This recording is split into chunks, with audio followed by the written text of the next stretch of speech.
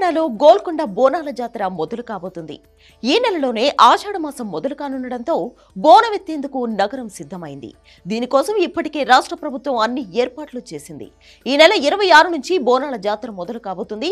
June 26న Golconda అమ్మవారికి మొదటి బోనం సమర్పించడంతో బోనాల ఉత్సవం మొదలవుతుంది.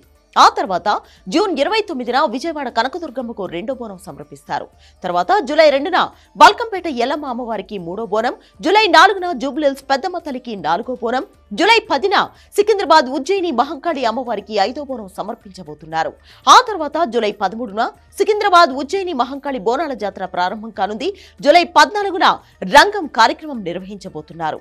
జూలై 15న చార్మినార్ భాగ్యలక్ష్మి అమ్మవారికి ఆరో బోనం, జూలై 17న లాల్ దర్వాజా సింహవాహిని అమ్మవారికి చివరి బోనం సమర్పిస్తారు. జూలై 20న పాతబస్తీ లాల్ దర్వాజా సింహవాహిని అమ్మవారి బోనాల జాతర జరగనుంది. తర్వాత జూలై 21న పాతబస్తీలో అమ్మవారికి సామూహిక ఘట్టాల ఊరేగింపుతో బోనాల ఉత్సవం ముగుస్తుంది.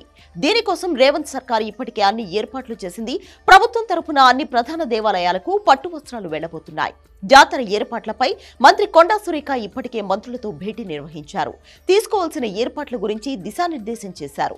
బోనాల జాతర ఏర్పాట్ల కోసం ప్రభుత్వం ఇప్పటికే 20 కోట్లు కేటాయించింది. ముఖ్యంగా క్యూ లైన్లు ఉండే ప్రాంతాల్లో ఎలాంటి అవాంఛనీయ ఘటనలు జరగకుండా ఏర్పాట్లు చేస్తున్నారు అధికారులు. ముందు అన్ని దేవాలయాలను ఫైర్ డిపార్ట్మెంట్ నిపుణులు సందర్శిస్తారు. జాతర జరిగే అన్ని ప్రాంతాల్లో సెక్యూరిటీ చెక్స్ పూర్తయిన తర్వాత అన్ని ప్రాంతాల్లో ముందుగానే ఫైర్ ఇంజన్లు కూడా ఏర్పాటు చేస్తారు. ఆ తర్వాతే జాతర పనులు మొదలవబోతున్నాయి. కొంతకాలంగా తొక్కిసలాట్లు తీవ్ర పరిణామాలకు దారితీస్తున్నాయి. ఈ నేపథ్యంలో బోనాల జాతరలో ఎలాంటి ప్రమాదాలు జరగకుండా చూసుకోవాలని అధికారులకు మంత్రి సూచించారు. మంత్రి ఆదేశాల మేరకు ఆధ్యాత్మిక ఉట్టిపడడంతో పాటు ఎవరికీ ఎలాంటి ఇబ్బందులు రాకుండా ఉండేలా ఏర్పాట్లు చేస్తున్నారు అధికారులు.